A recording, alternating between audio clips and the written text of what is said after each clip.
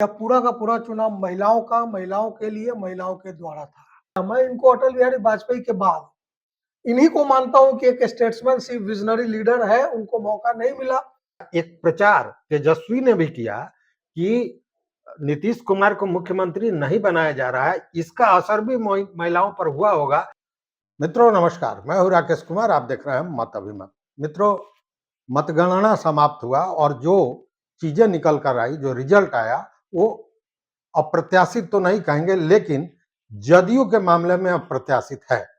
इसलिए कि कहां 43 और कहां अब ये आंकड़ा दिख रहा है, अब जरा अंदाजा कर लीजिए।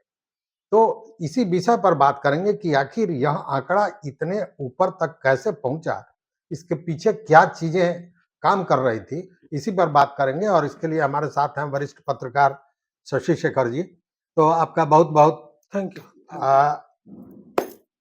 ये बताइए कि यह जो जदयू ने अप्रत्याशित जीत हासिल की है, इसके पीछे आप क्या क्या देखते हैं? इसको एक लाइन में समझना हो तो मैं यही कहूंगा कि यह पूरा का पूरा चुनाव महिलाओं के लिए, महिलाओं के द्वारा था, जिसके कारण आप जो बात कह रहे हैं वो रिजल्ट देखने को मिल रहा है। अब जब मैं ये कह रहा हूं कि महिलाओं के लिए, महिलाओं के द्वारा, डेमोक्रेसी की परिभाषा से उधार लेते हुए, तो इसमें कोई जाति नहीं है महिला की, कोई धर्म नहीं है, कोई वर्ग नहीं है, वो अपने आप में एक जाति है। इसी कारण आप पूरे बिहार में है कि मैप पर अभी अगर आप इलेक्शन कमीशन ऑफ इंडिया पे जाएंगे वेबसाइट पे, तो जो रंग आपको दिखेगा, बीजेपी का रंग और जेडीयू का रंग और लोजपा का भी, आपने कहा मैं तो सबसे बड़ा बेनिफिशियरी लोजपा को मान रहा हूं। बिल्कुल बिल्कुल। जिस लोजपा ने पिछले चुनाव में नीतीश जी की दुर्गति कर दी थी, 25 सीटें उन्हें हरा दी थी, और उसके बाद भी अपने भी उतना अच्छा नहीं कर पाए। वोट लिया, 6% वोट लिया, सीट एक भी नहीं जीता। लेकिन वही लोजपा आज नीतीश जी के कारण, नीतीश जी की नीतियों के कारण, जो महिला सेंट्रिक नीतियां थी, महिला एम्पावरमेंट को लेकर के जो स्कीम्स थे, वो चाहे पंचायती राज का हो, आपको बच्चियों को साइकिल बांटने का हो। जरा आप अंदाजा कीजिए ना कि पहली बार जिस लड़की को साइकिल मिला, वो लड़की जिसको साइकिल चलाने की आजादी मिली, हमारे गांव समाज में इसको अभी 15-20 साल पहले तक बहुत अच्छा बुरा नहीं माना जाता था, लेकिन नीतीश कुमार की नीति ने अचानक से सब बदल दिया। क्रांति आ गया है। लड़कियां साइकिल से स्कूल जा रही है, कोचिंग जा रही है।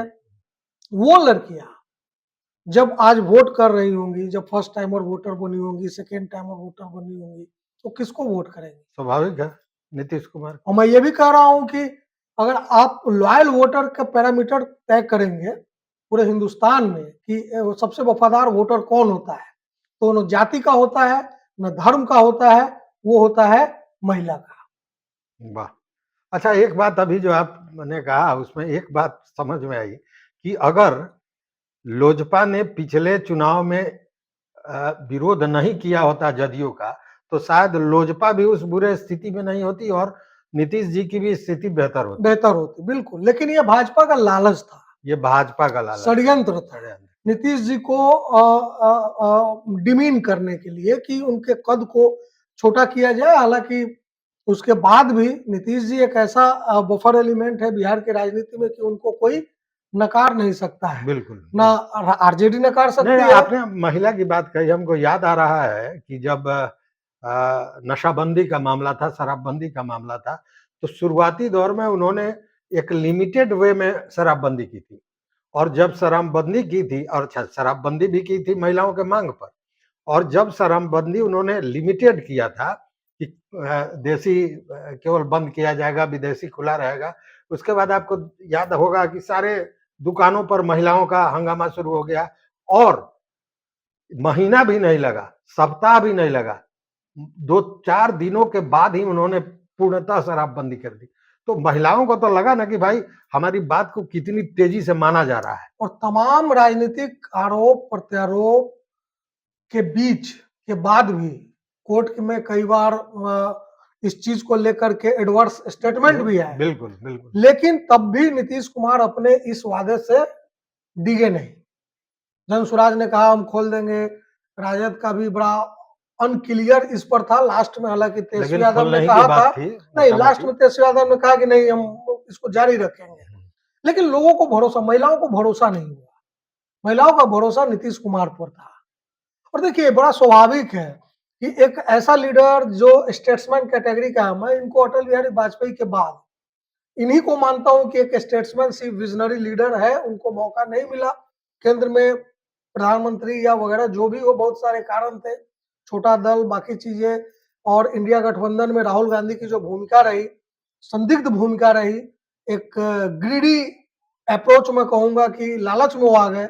अन्यथा अगर वो जब लोकसभा चुनाव से पहले इंडिया गठबंधन बन रहा था, बना, जिसको बनाने में सबसे बड़ी भूमिका नीतीश कुमार की थी, उनको अगर संयोजक या हेड बनाया होता और ये घोषणा की होती, इंडिया गठबंधन अगर बहुमत में आता है तो नीतीश जी पीएम बनेंगे, तो मुझे लगता है कि ये चीज भी हो सकता था। हाँ, वो ममता बनर्जी के दबाव में आ गए। नहीं, ये कंप्लीटली राहुल गांधी का लालच था फेलियर था। हाँ, कि वो ऐसा नहीं कर पाए। बिल्कुल। तो ऐसे विजनरी लीडर को ये पता था कि बिहार जैसे कास्टियस्ट स्टेट में जहां राजनीति कास्ट पर होती है, मैं जिस कास्ट से आता हूँ वो 2% है, 2.5% है, 3% है, तो उन्होंने सीधे 50% की राजनीति की।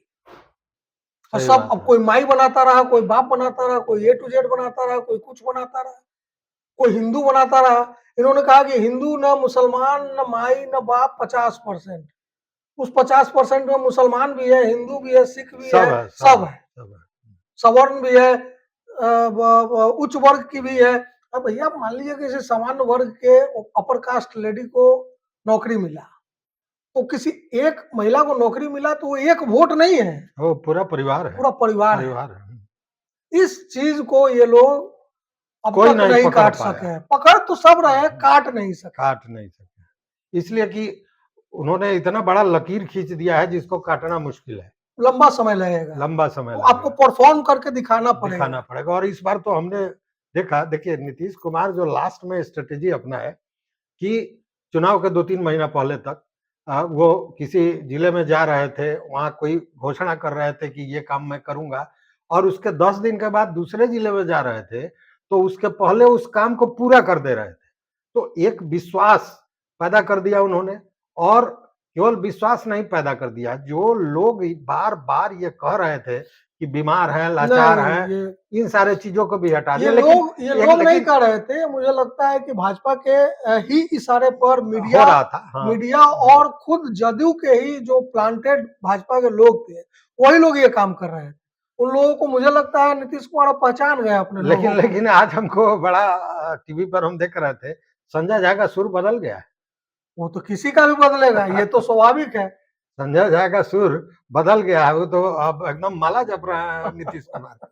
लेकिन एक बात और हमको समझ में आती है, अब इस पर आप बताएंगे हमको, कि बार बार आपको याद होगा कि जदयू के लोग भी तो कह ही रहे थे, लेकिन वो कम कह रहे थे, लेकिन विपक्ष तेजस्वी यादव बार बार कह रहे थे कि नीतीश कुमार को भाजपा एनडीए सरकार में मुख्यमंत्री नहीं बनाएगी। अब ये सवाल मैं इसलिए पूछ रहा हूं कि महिलाओं का, जैसा आपने कहा, मैं भी इस बात की चर्चा कई बार कर चुका हूं कि महिलाओं का सबसे ज्यादा अगर कोई लोकप्रिय नेता है तो वो नीतीश कुमार। वैसे में एक संदेश या एक प्रचार तेजस्वी ने भी किया कि नीतीश कुमार को मुख्यमंत्री नहीं बनाया जा रहा है, इसका असर भी महिलाओं पर हुआ होगा, और जो महिलाएं घर से निकलना नहीं चाह रही थी वोट देने के लिए, उनको भी लगा कि नीतीश कुमार शायद नहीं बन पाए, तो वो दमखम गलत के साथ गलत, गई। हाँ बिल्कुल बिल्कुल। तो मतलब मानते हैं कि यह प्रचार तेजस्वी ने भी किया है। हाँ, तो ये उनके पक्ष में चला ये गया, पक्ष में चला पक्ष गया, में चला जबकि गया। वो तोड़ने की बात कर रहे थे, बिल्कुल। हाँ, मकसद मतलब वही एक था, रिफ्ट पैदा करना था पैदा करना भाजपा चाह और रहे थे जदयू के जदयू बीच। में, लेकिन वो उल्टा पड़ गया। उल्टा पड़ तो गया। कई बार ये होता है, आप जो कहते हैं ये 2004 के इलेक्शन में मुझे अच्छी तरह याद है, माफ कीजिएगा 2009 के इलेक्शन में PM in waiting Advani ji, black money पर जिस तरह से उन्होंने हमला किया था, वो उल्टा पड़ा था, उल्टा पड़ा था। और वो पीएम इन वेटिंग ही रह गए। तो मैंने तो कुछ दिन पहले ही कहा कि अगले 5 साल तक Tejashwi Yadav CM in waiting रहेंगे।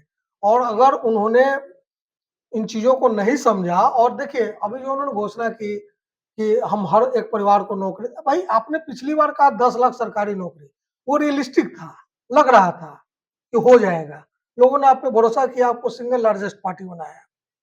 लेकिन अब ये कहना कि हम 2.5 करोड़ फैमिली में एक-एक नौकरी देंगे, कहाँ से देंगे आप? कोई ब्लूप्रिंट नहीं है आपके पास। तो सिर्फ घोषणा कर देने से नीतीश कुमार ने ऐसा कभी नहीं कहा। नीतीश कुमार ने वही चीजें, उन्होंने कुछ कहा नहीं, उन्होंने इम्प्लीमेंट किया। तो हम 50% रिजर्वेशन दे रहे हैं पंचायती राज नगर निकाय में, हम आपको नौकरी में 35% दे रहे हैं, डोमिसाइल में 80% दे रहे हैं। बिल्कुल। तो जी, माने करना और कहना दोनों में अंतर है। ये सामने दिख रहा है, कोई वादा कर रहा है, मतलब इसी से है। लेकिन एक मामला और यहाँ बनता है कि नीतीश कुमार जिस स्ट्रेटेजी को लेकर चले, उसमें ये जो 10,000 वाला मामला था, जिसको लोग कह रहा है कि घूस दिया गया, पैसा पर वोट खरीदा गया, तमाम तरह की बातें हैं। तो ये 10,000 कितना काम किया? हालांकि ये भी तो महिलाओं के लिए ही हुआ है, लेकिन ये 10,000 कितना काम किया? 10,000 सिर्फ कैटलिस्ट है, माने तत्कालिक कारण है। तत्काल कारण तो है। लेकिन मैं कह रहा हूँ कि तत्कालिक कारण है। कैटलिस्ट की भूमिका उसने निभाई, थोड़ा सा उस पूरी गति को तेज कर दिया। लेकिन ये पूरा रिजल्ट जो मैंने कहा कि नीतीश कुमार उम्र के हिसाब से ये उनका आखिरी चुनाव है। और ये बात सब जानते हैं, महिलाएं भी जानती हैं, जो उनके मतदाता वो भी जानते हैं। तो पिछले 20 सालों में उन्होंने जो किया महिलाओं के लिए जो नीतियां बनाई, जो रोजगार दिया, जो भागीदारी दी पंचायती राज में, उस सब के साथ ये 10,000 मिलकर एक संचयी परिणाम लेकर इनके लिए आया कि आप ये अंतिम 5 साल लीजिए, बीच में जो आपसे गलतियां हुई है थोड़ी बहुत, जो आप दाएं बाएं किए हैं, वो आप फिर से 2005 वाला नीतीश कुमार बनकर अगले 5 साल बिहार को चलाइए। मतदाताओं ने जो ये बहुमत दिया है उसका एक ट्रांसलेशन, अनुवाद ये भी है।